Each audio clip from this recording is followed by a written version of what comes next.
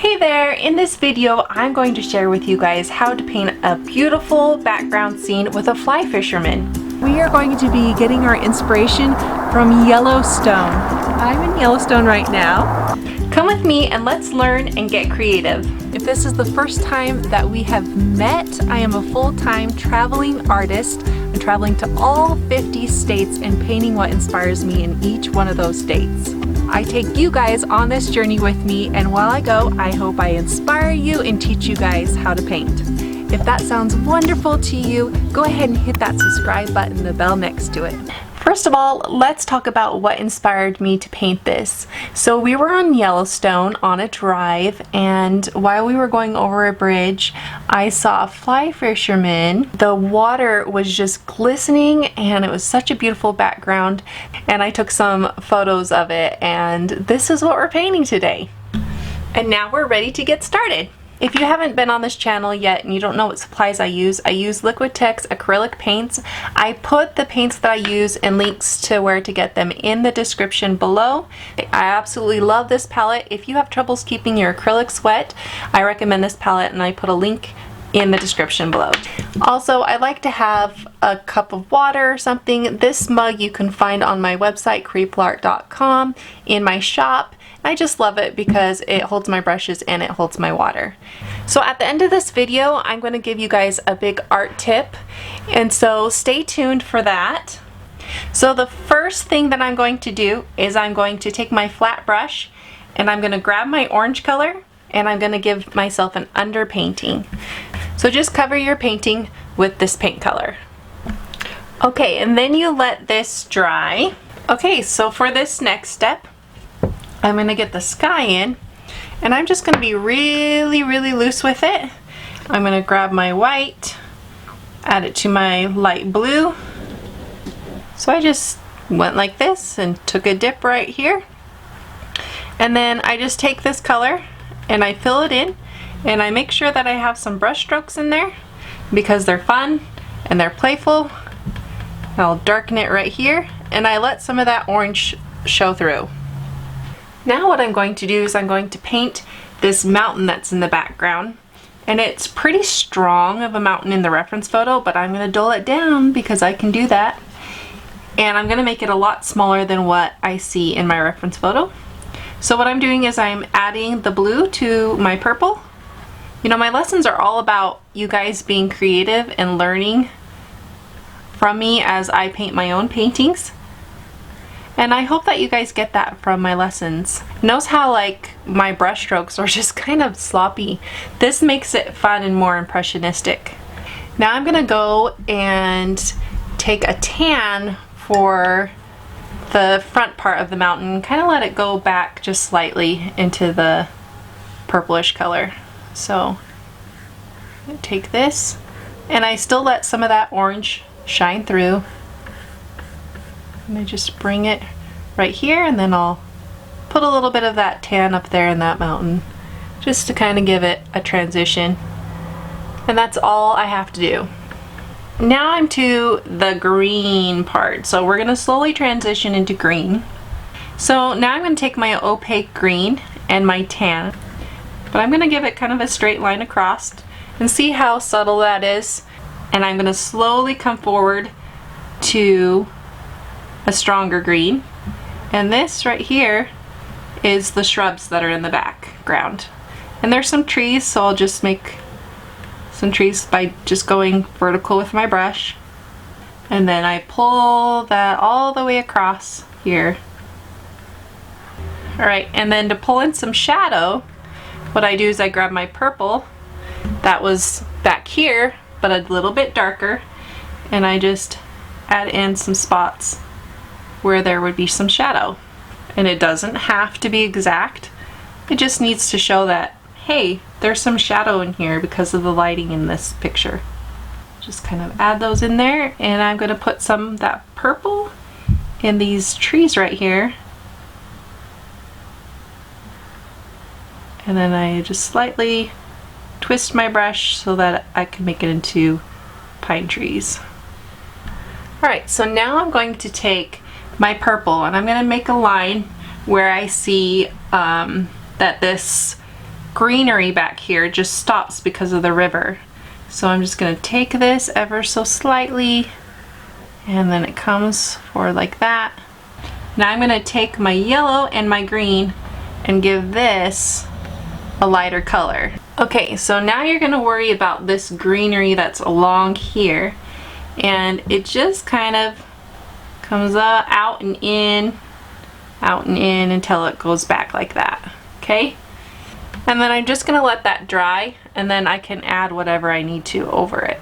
Okay, now I have some greenery that's right through here, so I'm just kind of blocking it in, but I'm not going to do I'm not going to finish it off until the end. So I'm just going to kind of go a little bit lower than where I want it to be, and then bring it up here. Let some of that orange show through. Now I can fill this in with green, and I can go over the top of it with any colors that I want. So I'm basically blocking in this shape. Alright, so now what I'm going to do is paint the river, and I'm going to add white right through here because the light was shining off this river.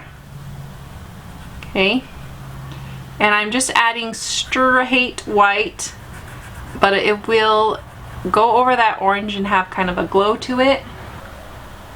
Okay, so now throughout here I'm going to have tan. This is the rocks.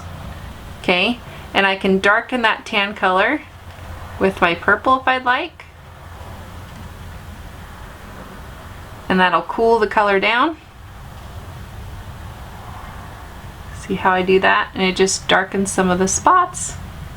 Okay, and I'm just kind of giving it the shape that I see in the reference photo. So if you want to get the reference photos for my paintings, go ahead and click right here to become a Createful Art member, and you can download them. Alright, they also help support these videos. A lot of work goes into making these. Okay, so now I'm going to add in my blue color, and I'm going to start with a light blue, and I'm just going to fill in this space. So it's lighter than normal. It's about as dark as that though, so that's good. And then I'm going to push it into this white and see how it lightens it up when I'm pushing it into that white.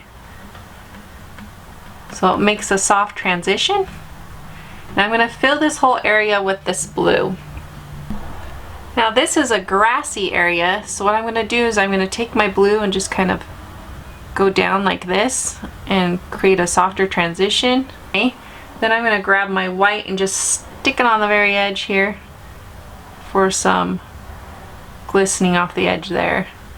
Now there's a sandbar that's back here that I kind of forgot about. So I'm going to add that in and just add it in with my tan. And then I like to make sure that all the areas where it's hitting that water, where the sandbar is, it has some darker values right there. Now you've pretty much got the basics down. So what I do is I just come in here and I start adding in the small little details, okay? So I'll look back and I'll see what it is that I want to add. Let me know in the comments what your style of painting is that you prefer. So before I put in my Fisherman, I've got to make sure that this is how I want it to be. So I'm just going through here and I'm adding my own little things. I'm going to go ahead and let you guys add in your own personality throughout it. Now you're just going to look at your reference photo and you're going to find the basic shapes, okay? So we've got two legs, so basically two lines, and it helps to have the background dry if you're doing this, okay? And then you have the shadow in the water. So alright, so then I'm going to just add in the body like it's a stick figure.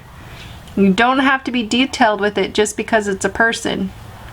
You just have to let your eye fill in the rest. So I'm just looking at the shapes. So as you can see, I added this black line here and the Fisherman pole. And this was not put in the reference photo, but I'm the artist, so I can add that in. Once you're finished with your details, go ahead and sign your work. So here's the art tip of the day. Your art tip for today is that I used translucent and I used opaque colors to make up this painting.